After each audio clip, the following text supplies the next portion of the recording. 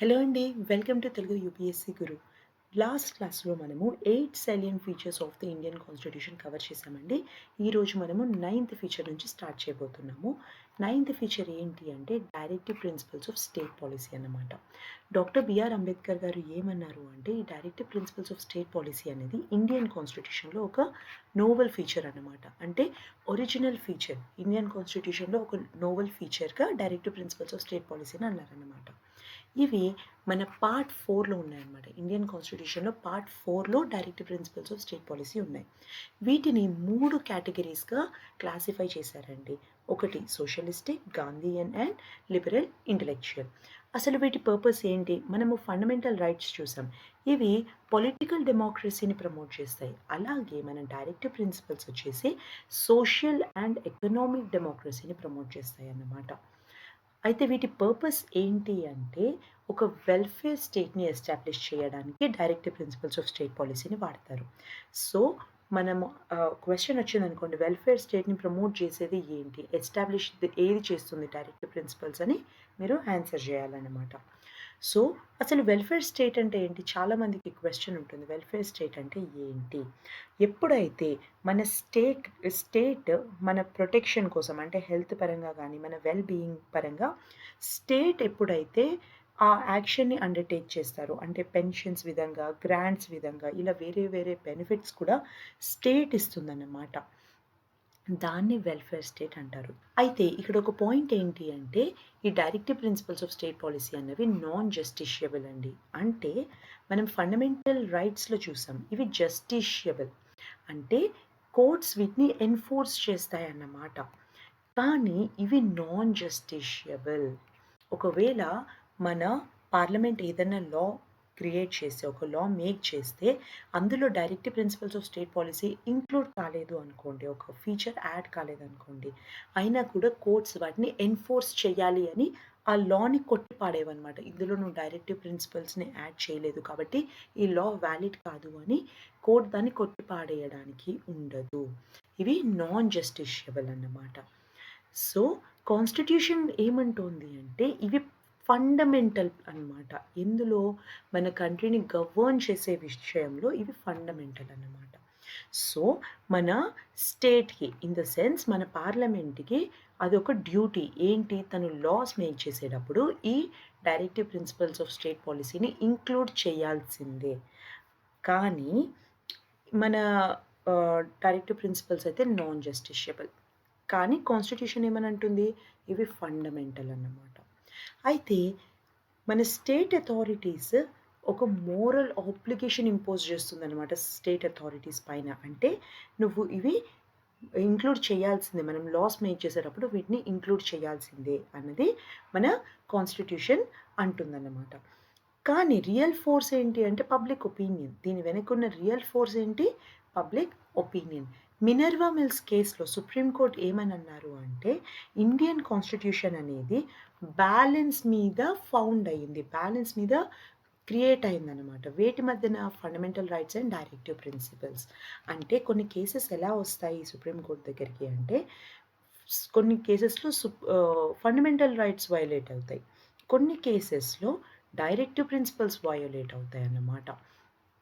దీనివల్ల ఏమవుతుంది అంటే, సుప్రీం కోర్ట్ చాలా మటుకు okay. Directive principles non justiciable కదా! సో, పర్లేదులే డైరెక్టివ్ ప్రిన్సిపల్స్ వయోలేట్ అయినా ప్రాబ్లమ్ లేదు. ఫండమెంటల్ రైట్స్ వయోలేట్ కాకుండా చూసుకోవాలి అని అనుకోవచ్చు. కానీ ఆ పాయింటే లేదన్నమాట. సుప్రీం కోర్ట్ అదే ఇక్కడ క్లియర్‌గా చెప్తుంది మినర్వా మిల్స్ కేస్‌లో. ఏమని? ఇండియన్ కాన్స్టిట్యూషన్ అనేది ఫండమెంటల్ రైట్స్‌కి, డైరెక్టివ్ ప్రిన్సిపల్స్‌కి మధ్యన బ్యాలెన్స్ మీద ఫార్మ్ అయిందన్నమాట మన కాన్స్టిట్యూషన్. సో, మన పార్లమెంట్ అనేది లాస్ మేక్ చేసేటప్పుడు కేవలం ఫండమెంటల్ రైట్స్ పైన ఫోకస్ చేస్తాము. లేదా ఓన్లీ డైరెక్టివ్ ప్రిన్సిపల్స్ పైన ఫోకస్ చేస్తాము అంటే కుదరదు. రెండిటికి కూడా బ్యాలెన్స్డ్‌గా ఉండాలన్నమాట. సో, ఈ పాయింట్‌ని మీరు నోట్ డౌన్ చేసుకోండి. మనం డిస్కస్ చేసుకున్నాం కదా! సుప్రీం కోర్ట్ ఇచ్చే రూలింగ్స్‌లో చాలా ఇంపార్టెంట్ రూలింగ్స్ ఉంటాయో అవన్నీ కూడా మీరు మార్క్ చేసుకొని పెట్టుకోండి. మినర్వా మిల్స్ కేస్‌లో సుప్రీం కోర్ట్ ఏమనింది అనేది చాలా ఇంపార్టెంట్ అన్నమాట. తర్వాత 10థ్ ఫీచర్ ఏంటి అంటే ఫండమెంటల్ డ్యూటీస్. యాక్చువల్‌గా మన కాన్స్టిట్యూషన్ అంటే 26థ్ జాన్వరి 1950 నాటికి మనకొచ్చిన కాన్స్టిట్యూషన్‌లో ఈ డైరెక్ట్ ఫండమెంటల్ డ్యూటీస్ అనేవి లేవన్నమాట. కానీ వీటిని ఇంటర్నల్ ఎమర్జెన్సీ 1975-77 టైంలో యాడ్ చేశారు. 42nd కాన్స్టిట్యూషనల్ అమెండ్మెంట్ యాక్ట్ ద్వారా వీటిని యాడ్ చేశారు. మనం డిస్కస్ చేసుకున్నాం కదా! 42nd కాన్స్టిట్యూషనల్ అమెండ్మెంట్ యాక్ట్ చాలా ఇంపార్టెంట్ అన్నమాట. ఎందుకు అంటే దాన్ని మినీ కాన్స్టిట్యూషన్ కూడా పిలుస్తారు. ఎందుకు అంటే మన ఒరిజినల్ కాన్స్టిట్యూషన్‌కి చాలా చేంజెస్ చేసిన అమెండ్మెంట్ యాక్ట్ ఇదన్నమాట. అయితే అసలు ఈ ఫండమెంటల్ డ్యూటీస్‌ని ఇంక్లూడ్ చేయమని రికమెండ్ చేసింది ఎవరు అంటే స్వరణ్ సింగ్ కమిటీ. తర్వాత యాక్చువల్‌గా అయితే వీళ్ళు యాడ్ చేసిన నాటికి 1976కి ఓన్లీ 10 యాడ్ చేశారు. కానీ 86థ్ కాన్స్టిట్యూషనల్ అమెండ్మెంట్ యాక్ట్ 2002లో వచ్చిందండి. దాని ద్వారా ఇంకొకటి యాడ్ అయిందనమాట. మొత్తం 11 ఫండమెంటల్ డ్యూటీస్ ఉంటాయి మన దగ్గర. వీటిని పార్ట్ 4ఏలో మెన్షన్ చేశారు. ఒకటే ఆర్టికల్ ఉంటుంది. 51A అనే ఆర్టికల్ ఉంటుంది. అందులో 11 ఫండమెంటల్ డ్యూటీస్ ఇంక్లూడ్ అయి ఉంటాయి. మన డైరెక్టివ్ ప్రిన్సిపల్స్ లాగానే ఇది కూడా నాన్ జస్టిషియబుల్ అన్నమాట. అంటే ఒకవేళ వాటిని ఎన్ఫోర్స్ చేయలేకపోతున్నాము అంటే సుప్రీం కోర్ట్ వాటిని ఎన్ఫోర్స్ చేయదన్నమాట. తర్వాత ఇవి ఏమేమి ఉన్నాయి ఇందులో అంటే కాన్స్టిట్యూషన్‌కి రెస్పెక్ట్ చేయాలి, నేషనల్ ఫ్లాగ్‌కి, నేషనల్ యాంథెమ్‌కి, అలాగే మన కంట్రీ యొక్క సావరెనిటీ, యూనిటీ అండ్ ఇంటిగ్రిటీని ప్రొటెక్ట్ చేయాలి. స్పిరిట్ ఆఫ్ బ్రదర్‌హుడ్ అనేది ప్రమోట్ చేయాలి. అలాగే మన రిచ్ హెరిటేజ్ అండ్ కల్చర్ ఏదైతే ఉందో దాన్ని కూడా ప్రిజర్వ్ చేయాలి. ఇలా చాలా ఫండమెంటల్ డ్యూటీస్‌లో ఇంక్లూడ్ అయ్యి ఉన్నాయన్నమాట. అసలు వీటి పర్పస్ ఏంటి? ఒరిజినల్ కాన్స్టిట్యూషన్‌లో అయితే డ్యూటీస్ పెట్టలేదు. కానీ మళ్ళీ కాన్స్టిట్యూషన్‌కి అమెండ్ చేసి మరి వీటిని యాడ్ చేయాల్సిన అవసరం ఏమొచ్చింది అంటే, మన సిటిజన్స్‌కి ఇదొక రిమైండర్‌గా పనిచేస్తుందన్నమాట.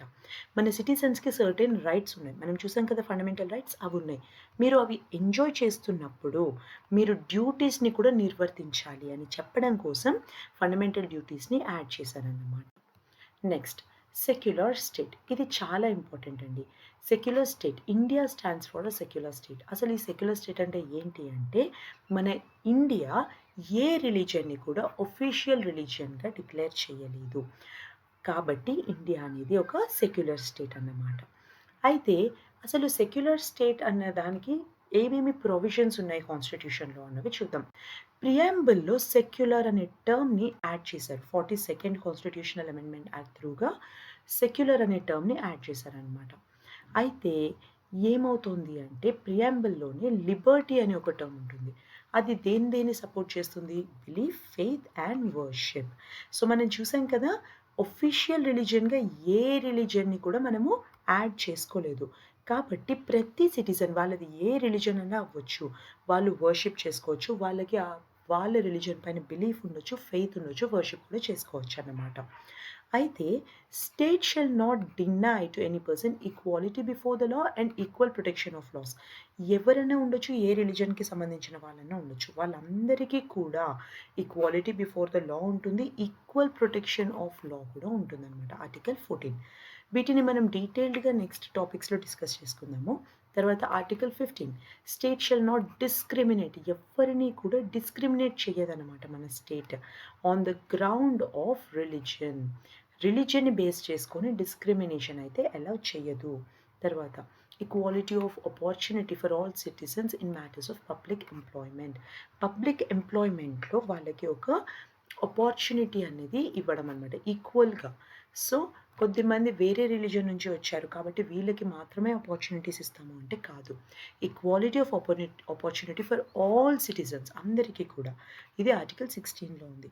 All persons are equally entitled to freedom of conscience and the right to freely profess, practice and propagate any religion. ఏ రిలీజియన్ అన్నా కావచ్చు. వాళ్ళు ప్రొఫెస్ చేసుకోవచ్చు, ప్రాక్టీస్ చేయొచ్చు, అలాగే ప్రొపగేట్ కూడా చేయొచ్చు అనమాట ఆర్టికల్ 25 పరంగా. Every religious denomination or any of its section shall have the right to manage its religious affairs. ఏవేవైతే రిలీజియస్ డినామినేషన్స్ ఉన్నాయో వాటి అఫైర్స్ అవే నడుపుకోవచ్చు అన్నమాట ఆర్టికల్ 26 అకార్డింగ్గా. తర్వాత no person shall be compelled to pay any taxes for the promotion of a particular religion. ఏ పర్సన్ని కూడా నువ్వు ఒక రిలీజన్ని ప్రమోట్ చేయడానికి ట్యాక్సెస్ పే చెయ్యి అని వాళ్ళని ఫోర్స్ చేయరు. ఆర్టికల్ 27 రిలీజియస్ ఇన్స్ట్రక్షన్స్ ఉంటాయి కదా, అవి ఎడ్యుకేషనల్ ఇన్స్టిట్యూషన్స్ ఏవేవైతే స్టేట్ అండర్లో ఉంటాయో వాటిలో ప్రమోట్ చేయరు, ప్రొవైడ్ చేయరు. Article 28. Any section of the citizen shall have the right to conserve its distinct. ఒక ప్రతి రిలీజియన్కి వాళ్ళ స్క్రిప్ట్ ఉండొచ్చు, కల్చర్ ఉండొచ్చు, లాంగ్వేజ్ ఉండొచ్చు. వాటిని వాళ్ళు ప్రిజర్వ్ చేసుకోవచ్చు అనమాట, కన్జర్వ్ చేసుకోవచ్చు.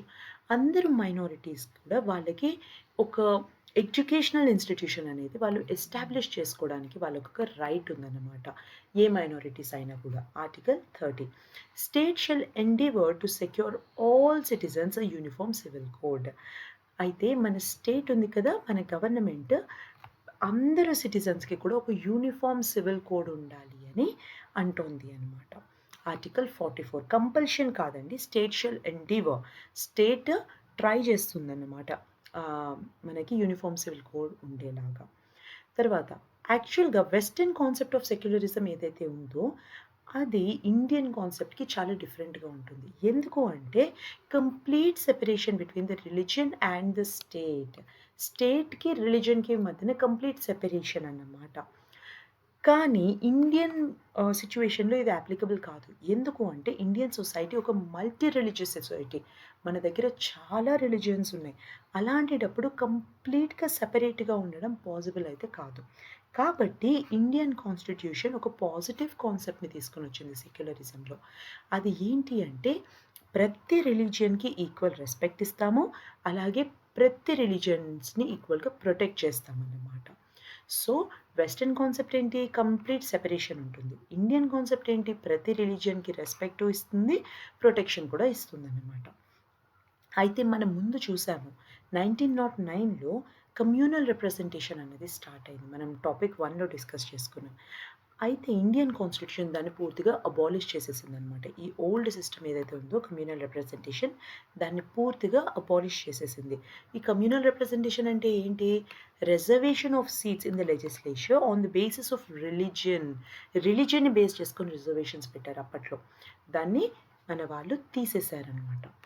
కానీ టెంపరరీ రిజర్వేషన్ ప్రొవైడ్ చేశారు. ఎవరెవరికి, scheduled costs and scheduled tribes అనమాట. కొన్ని కాస్ట్ని స్కెడ్యూల్డ్ కాస్ట్గా డిక్లేర్ చేశారు, అలాగే స్కెడ్యూల్డ్ ట్రైబ్స్ కూడా ఉంటారు. వీళ్ళకి రిజర్వేషన్ అనేది ఇచ్చారు. ఎందుకోసము అంటే వీళ్ళని కూడా అడిక్వేట్గా రిప్రజెంట్ చేయాలి కాబట్టి, వాళ్ళకు ఒక ఆపర్చునిటీ అన్నమాట. వాళ్ళకి ఏవేవైతే సీట్స్ రిజర్వ్ అయ్యి ఉన్నాయో వాళ్ళు మాత్రమే ఆక్యుపై చేస్తారు. దాని ద్వారా వాళ్ళు బ్యాక్వర్డ్నెస్ నుంచి బయటకు వస్తారనమాట. ఆ రీజన్ని తీసుకొని టెంపరరీ రిజర్వేషన్ అయితే ఇచ్చారు వీళ్ళకి. తర్వాత యూనివర్సల్ అడల్ట్ ఫ్రాంచైజ్. అయితే ఇండియన్ కాన్స్టిట్యూషన్ ఏమంటుంది అంటే లోక్సభ ఎలక్షన్స్కి, స్టేట్ లెజిస్లేటివ్ అసెంబ్లీ ఎలక్షన్స్కి యూనివర్సల్ అడల్ట్ ఫ్రాంచైజ్ అంటే 18 సంవత్సరాలు దాటిన ప్రతి ఒక్కరూ ఎలాంటి డిస్క్రిమినేషన్ లేకుండా, కాస్ట్ ఉండొచ్చు, race, religion, sex, literacy, wealth, ఇలాంటి ఎటువంటి డిస్క్రిమినేషన్ లేకుండా 18 సంవత్సరాలు దాటాక ఎవరన్నా కూడా ఓటు వేయొచ్చు అన్నమాట. వాళ్ళకి రైట్ టు ఓట్ ఉంటుందన్నమాట. అయితే మనకి ఇండిపెండెన్స్ వచ్చే నాటికి ఈ యూనివర్సల్ అడల్ట్ ఫ్రాంచైజ్ అనేది మన కాన్స్టిట్యూషన్లో ఈ ఫీచర్ని ఇంట్రొడ్యూస్ చేయడం ఒక బోల్డ్ ఎక్స్పెరిమెంట్ అని చెప్పాలన్నమాట. ఎందుకు అంటే అప్పట్లో మన కంట్రీలో చాలా పాపులేషన్ ఉంది, అలాగే చాలా పావర్టీ ఉంది. కంట్రీ చాలా పావర్టీలో ఉంది. అలాగే సోషల్ ఇన్ఈక్వాలిటీస్ చాలా ఎక్కువ ఉన్నాయన్నమాట. ఇల్లిటరసీ గురించి చెప్పక్కర్లేదు. మనకి చాలా ఎక్కువ ఇల్లిటరసీ. ఈ చదువు అనేది చాలా తక్కువ అన్నమాట. సో మనం 1935లో చూస్తే 10% వాళ్ళకి ఇది ఎక్స్టెండ్ అయ్యింది ఓటింగ్ రైట్ అన్నది. కానీ అంతా కంట్రీలో ఉన్న ప్రతి ఒక్కరు 18 సంవత్సరాలు దాటిన ప్రతి ఒక్కరూ ఓటు వేయొచ్చు అన్నది 1947లో. అంటే ఆ టైంలో దాన్ని ఇంట్రొడ్యూస్ చేయడం అన్నది ఒక బోల్డ్ ఎక్స్పెరిమెంట్ అన్నమాట. అయితే పర్పస్ ఏంటి, అసలు కొన్ని ఇయర్స్ తర్వాత వీళ్ళు తీసుకురావాల్సింది కదా అలాంటి ఫీచర్. కాదు, దీని పర్పస్ ఏంటి అంటే మన డెమోక్రసీని బ్రాడ్ బేస్డ్ చేస్తుంది. అలాగే ప్రతి ఒక్క ఇండివిజువల్కి సెల్ఫ్ రెస్పెక్ట్ అనేది ఎన్హాన్స్ చేస్తుందన్నమాట, ప్రెస్టేజ్ కూడా. అలాగే ప్రిన్సిపల్ ఆఫ్ ఈక్వాలిటీ, ప్రతి ఒక్కరూ సమానమే. ఇంకా మైనారిటీస్ ఎవరైతే ఉన్నారో వాళ్ళ ఇంట్రెస్ట్‌ని ప్రొటెక్ట్ చేయడానికి యూనివర్సల్ అడల్ట్ ఫ్రాంచైజ్ చాలా ఇంపార్టెంట్ అన్నమాట. అప్పట్లో ఉన్న మైనారిటీస్‌కి వాళ్ళ ఇంట్రెస్ట్‌ని ప్రొటెక్ట్ చేయడానికి ఒక బెస్ట్ ఆహ్, ఆపర్చునిటీగా వచ్చింది యూనివర్సల్ అడల్ట్ ఫ్రాంచైజ్ అన్నమాట. సో, 13థ్ పాయింట్ వచ్చేసి సింగిల్ సిటిజన్‌షిప్. ఇండియన్ కాన్స్టిట్యూషన్ మనది ఫెడరలే. అంటే 2 గవర్నమెంట్స్ ఉంటాయి. మనం చూసాం కదా! ముందు టాపిక్‌లో డిస్కస్ చేసుకున్నాం డ్యుయల్ గవర్నమెంట్ అని. సో, ఇండియన్ కాన్స్టిట్యూషన్‌లో ఫెడరలిజంని సపోర్ట్ చేస్తున్నప్పటికీ ఓన్లీ సింగిల్ సిటిజన్‌షిప్‌ని ప్రమోట్ చేసిందన్నమాట. యూఎస్ఏలో సింగిల్ సిటిజన్‌షిప్ ఉండదు. డ్యుయల్ సిటిజన్‌షిప్ ఉంటుంది. అంటే ఒక సిటిజన్ యూఎస్‌కి సిటిజన్ అలాగే తను ఏ స్టేట్ నుంచైతే వస్తున్నారో ఆ స్టేట్‌కి కూడా వాళ్ళు సిటిజన్ అన్నమాట. వాళ్ళకి డ్యుయల్ సెట్స్ ఆఫ్ రైట్స్ ఉంటాయి. అలాగే ఇండియాలో ఏమవుతుంది అంటే దీనికి అగెయిన్స్ట్ అన్నమాట. మనం డ్యుయల్ సిటిజన్‌షిప్‌కెళ్ళలేదు. మనది సింగిల్ సిటిజన్‌షిప్ అన్నమాట. ఎందుకు తీసుకొచ్చారు అంటే ప్రతి సిటిజన్‌కి same political and civil rights ఉంటాయన్నమాట. దీని ద్వారా డిస్క్రిమినేషన్ అన్నది ఉండకూడదు. ఈ స్టేట్‌కి, ఆ స్టేట్‌కి కూడా డిస్క్రిమినేషన్ అనేది ఉండకూడదు. కానీ కొన్ని కేసెస్ ఉన్నాయి. ట్రైబల్ ఏరియాస్ ఉంటాయి కదా! వాటి విషయంలో డిస్క్రిమినేషన్ అనేది జరుగుతుందన్నమాట. ట్రైబల్ ఏరియాస్ నుంచి వచ్చిన వాళ్ళకి ఆపర్చునిటీస్ ఎక్కువ ఇవ్వాలి. అలాంటి విషయాల్లో ఎక్సెప్ట్ ఫ్యూ కేసెస్ అన్నమాట. ఆ కేసెస్‌లో డిస్క్రిమినేషన్ అనేది అలౌ చేస్తారన్నమాట. తర్వాత ఇంత మంచి ఆలోచన సింగిల్ సిటిజన్‌షిప్ అందరూ ఈక్వలే. Same political and civil rights ప్రతి సిటిజన్‌కి ఇవ్వాలి అని ఆలోచించినప్పటికీ, మన ఇండియాలో ఇంకా కమ్యూనల్ రాయట్స్ ఉంటాయి, క్లాస్ కాన్‌ఫ్లిక్ట్స్ ఉంటాయి, కాస్ట్ వార్స్ జరుగుతాయి. లింగ్విస్టిక్ అంటే మన భాషకి సంబంధించి గొడవలు జరుగుతాయి. ఎథ్నిక్ డిస్ప్యూట్స్ ఇలా రకరకాలుగా ఇంకా గొడవలు జరుగుతూనే ఉన్నాయి. ఎవరైతే మన కాన్స్టిట్యూషన్ మేకర్స్ ఉన్నారో ఇండియా అంతా కూడా యునైటెడ్‌గా ఉండాలి, ఇంటిగ్రేటెడ్‌గా ఉండాలి అని అనుకున్నారన్నమాట. అనుకుని ఇంత మంచి ఫీచర్‌ని మన కాన్స్టిట్యూషన్‌లో పెట్టారు. అయినప్పటికీ కూడా ఈ రోజుకి కూడా వాళ్ళనుకున్నది జరగలేదన్నమాట. తర్వాత 14థ్ పాయింట్ ఏంటి అంటే ఇండిపెండెంట్ బాడీస్.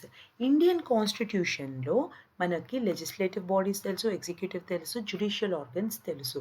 ఇవన్నీ గూడా ఉన్నాయి. అవే కాకుండా ఒక ఇండిపెండెంట్ బాడీస్‌ని కూడా కాన్స్టిట్యూషన్ ప్రొవైడ్ చేస్తోందన్నమాట. ఈ ఇండిపెండెంట్ బాడీస్ ఎందుకు అంటే నేను మీకు సింపుల్ ఎగ్జాంపుల్ ఇస్తాను చూడండి. మనము ఎలక్షన్ కమిషన్‌ని తీసుకుందామండి. ఒకవేళ దీన్ని లెజిస్లేటివ్ అండర్‌లో పెట్టారనుకోండి. లెజిస్లేటివ్ కంట్రోల్‌లో ఉంది ఎలక్షన్ కమిషన్. అప్పుడు ఎలక్షన్స్ ఎప్పుడు జరగాలి? ఎవరు ఎలెక్ట్ అవ్వాలి? ఏ ఏ పార్టీస్ అందులో ఉండొచ్చు? స్టేట్ పార్టీస్ ఏంటి? నేషనల్ పార్టీస్ ఏంటి? ఇలా చాలా విషయాలుంటాయి కదా! ఇవన్నీ కూడా లెజిస్లేటివ్ కంట్రోల్‌లో ఉంటాయి. ఎందుకు? ఎలక్షన్ కమిషన్ అనేది లెజిస్లేటివ్ కంట్రోల్‌లో ఉంది కాబట్టి. అదే కొన్ని ఇండిపెండెంట్ బాడీస్ ఉన్నాయనుకోండి. ఎవ్వరి కంట్రోల్‌లో లేవు. ఎవరి మీద డిపెండ్ అవ్వట్లేదనుకోండి. అప్పుడు ఈ డెమోక్రసీ అన్నది చాలా స్మూత్‌గా జరుగుతుందన్నమాట. దానికోసం ఇండిపెండెంట్ బాడీస్ ఉన్నాయి. సో, ఎలక్షన్ కమిషన్ ఒక బెస్ట్ ఎగ్జాంపుల్ ఇండిపెండెంట్ బాడీస్‌లో. ఇప్పుడు ఈ పాయింట్ ఉంది చూడండి. ఇది చాలా ఇంపార్టెంట్. ఒకవేళ ఇండిపెండెంట్ బాడీస్ గురించి యూజువల్‌గా మనం మెయిన్స్‌లో ఆన్సర్స్ రాస్తూనే ఉంటాము. ఒకవేళ ఇండిపెండెంట్ బాడీస్ గురించి ఏమన్నా అడిగితే మీరు కన్క్లూజన్‌లో గాని, బిగినింగ్‌లో గాని ఈ పాయింట్ డ్రాప్ చేయొచ్చనమాట. They are envisaged by the constitution as the bulwark of the democratic system of government of India. Bulwark అంటే ప్రొటెక్టర్ అనమాట. ఈ ఇండిపెండెంట్ బాడీస్ ఏవైతే ఉన్నాయో, ఈ డెమోక్రటిక్ సిస్టమ్ ఆఫ్ గవర్నెన్స్ ఉంది కదా! దాన్ని కాపాడతాయన్నమాట. ఎలక్షన్ కమిషన్ మనం డిస్కస్ చేసుకున్నాం కదా! ఎలక్షన్ కమిషన్ అనేది ఒక ఇండిపెండెంట్ బాడీ. దీని పర్పస్ ఏంటి? Free and fair elections. ఎవరెవరికి? పార్లమెంట్‌కి, స్టేట్ లెజిస్లేచర్‌కి, ప్రెసిడెంట్‌కి అలాగే వైస్ ప్రెసిడెంట్‌కి వీళ్ళందరికీ కూడా ఫ్రీ అండ్ ఫెయిర్ ఎలక్షన్స్ పెట్టడానికి ఎలక్షన్ కమిషన్ ఉంది. తర్వాత comptroller and auditor general of India. ఇది కూడా ఒక ఇండిపెండెంట్ బాడీ అన్నమాట. దీని పర్పస్ ఏంటి అంటే ఆయన ఒక గార్డియన్. దేనికి? పబ్లిక్ పర్స్‌కి. అండ్ ఆయన కామెంట్స్ చేస్తారు. Legality and propriety of government expenditure. Government ఏవేవైతే ఎక్స్‌పెండిచర్ చేస్తుందో దాని మీద కామెంట్ చేస్తారన్నమాట. ఈ దేని గురించి అసల ఎక్స్‌పెండిచర్ అవసరమా? కరెక్టా? కాదా? దాని legality and propriety controller and auditor general చేతుల్లో ఉంటుందన్నమాట. అయితే ఈయన కేవలం సెంట్రల్‌కి మాత్రమే కాదు, స్టేట్ అకౌంట్స్‌కి కూడా ఈయననే అన్నమాట ఆడిట్ చేసేది. తర్వాత union public service commission. UPSC మనం ఇప్పుడు ప్రిపేర్ అయ్యేది అదే ఎగ్జామ్‌కి కదా! సో, యూపీఎస్సీ వాళ్ళు ఈ ఎగ్జామినేషన్స్ కండక్ట్ చేస్తారు కదా! ఇది కూడా ఒక ఇండిపెండెంట్ బాడీ అనమాట. ఆల్ ఇండియా సర్వీసెస్‌కి వీళ్ళు ఎగ్జామ్స్ కండక్ట్ చేస్తారు. అలాగే హైయర్ సెంట్రల్ సర్వీసెస్‌కి కూడా వీళ్ళు ఎగ్జామినేషన్ కండక్ట్ చేస్తారు. కొన్ని మ్యాటర్స్‌లో ప్రెసిడెంట్‌కి అడ్వైస్ కూడా యూనియన్ పబ్లిక్ సర్వీస్ కమిషన్ ఇస్తుందనమాట. తర్వాత స్టేట్ పబ్లిక్ సర్వీస్ కమిషన్. ఒకవేళ మీరు స్టేట్ సర్వీసెస్‌కి రాస్తూ ఉంటే, ఈ స్టేట్ పబ్లిక్ సర్వీస్ కమిషన్ కూడా ఒక ఇండిపెండెంట్ బాడీ అనమాట. ప్రతి స్టేట్‌లో ఉంటుంది. ఎగ్జామినేషన్ కండక్ట్ చేయడానికి. సేమ్ స్టేట్ సర్వీసెస్ కోసం. యూపీఎస్సీ ఏమో సెంట్రల్ సర్వీసెస్ కోసం, state public service commission state services కోసం అనమాట. ఎలా అయితే వీళ్ళు ప్రెసిడెంట్‌కి అడ్వైస్ ఇస్తున్నారో, ఇక్కడ గవర్నర్‌కి అడ్వైస్ ఇస్తారన్నమాట.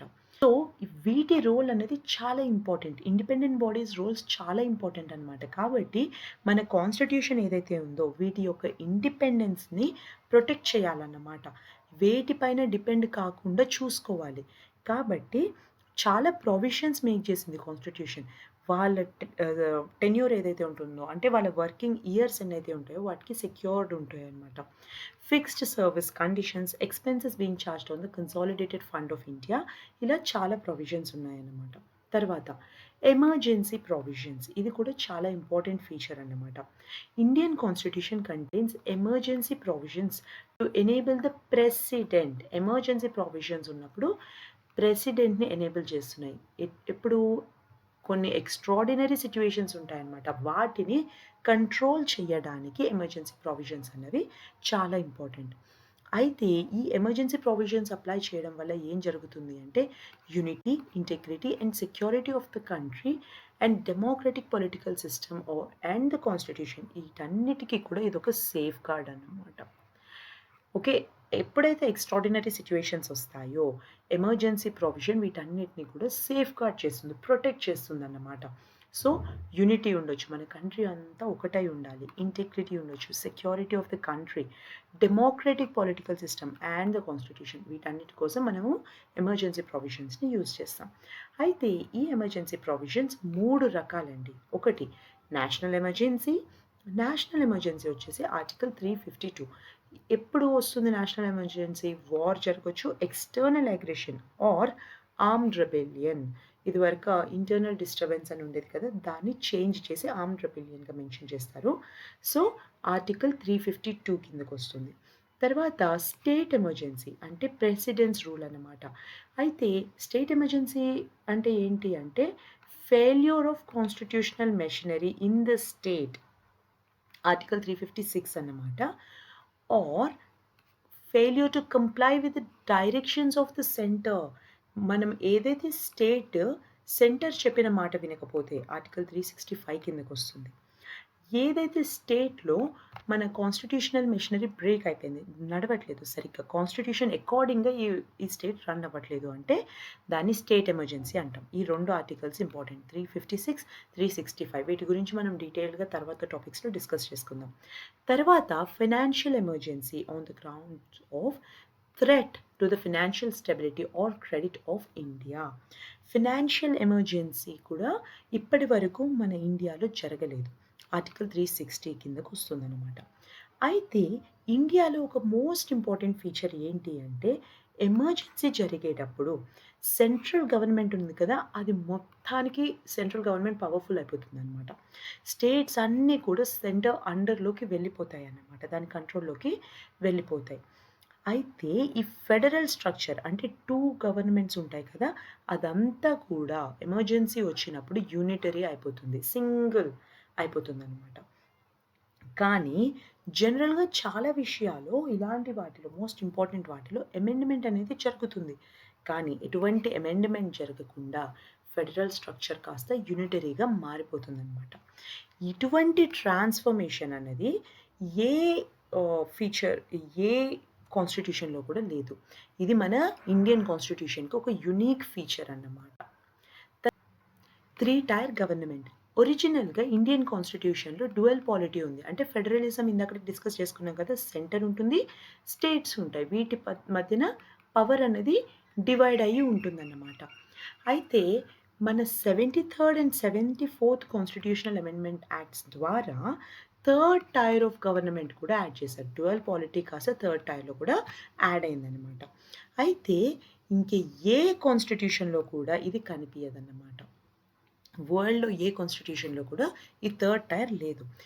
73rd అమెండ్మెంట్ యాక్ట్ అయితే రూరల్ లోకల్ గవర్నమెంట్స్ అంటే పంచాయత్స్‌ని యాడ్ చేసిందన్నమాట. ఒక న్యూ పార్ట్ యాడ్ అయింది. 9థ్ పార్ట్ యాడ్ అయింది. 11థ్ షెడ్యూల్ కూడా యాడ్ అయింది. 74th అమెండ్మెంట్ యాక్ట్ ఏమో అర్బన్ లోకల్ గవర్నమెంట్స్ ఇవేమో రూరల్, ఇవేమో అర్బన్ మున్సిపాలిటీస్‌ని యాడ్ చేసిందన్నమాట. పార్ట్ 9 యాడ్ అయింది. షెడ్యూల్ 12 యాడ్ అయిందనమాట.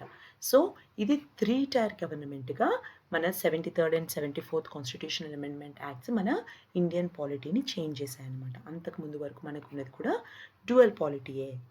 ఇవి salient features of the Indian constitution 16 features మనం డిస్కస్ చేసుకున్నామండి. వీడియో అంతా కూడా మీకు క్లియర్‌గా ఉంది అని నేను ఆశిస్తున్నాను. ఒకవేళ మీకు ఏ టాపిక్ అన్నా అర్థం కాకపోయినా, లేదా మీకు ఇంకేదైనా టాపిక్ డీటెయిల్‌గా ఎక్స్‌ప్లెయిన్ చేయాలి అన్నా కూడా కామెంట్స్‌లో మీరు కామెంట్ రాయండి. మేము ఆ కామెంట్‌ని చూసి ఆ టాపిక్స్ కూడా మీకోసం రెడీ చేస్తాము. Thank you so much. బాగా ప్రిపేర్ అవ్వండి. సెంట్రల్ దానికి, స్టేట్ దానికి ఆల్మోస్ట్ మనకి ఇండియన్ పాలిటీ అయితే సేమ్ సిలబస్ కాబట్టి పాలిటీ పైన ఫస్ట్ ఆ టాపిక్‌ని పూర్తిగా కవర్ చేసేసేయండి. తర్వాత వేరే సబ్జెక్ట్స్‌ని మీరు కవర్ చేసుకోవచ్చు. All the very best. Thank you so much.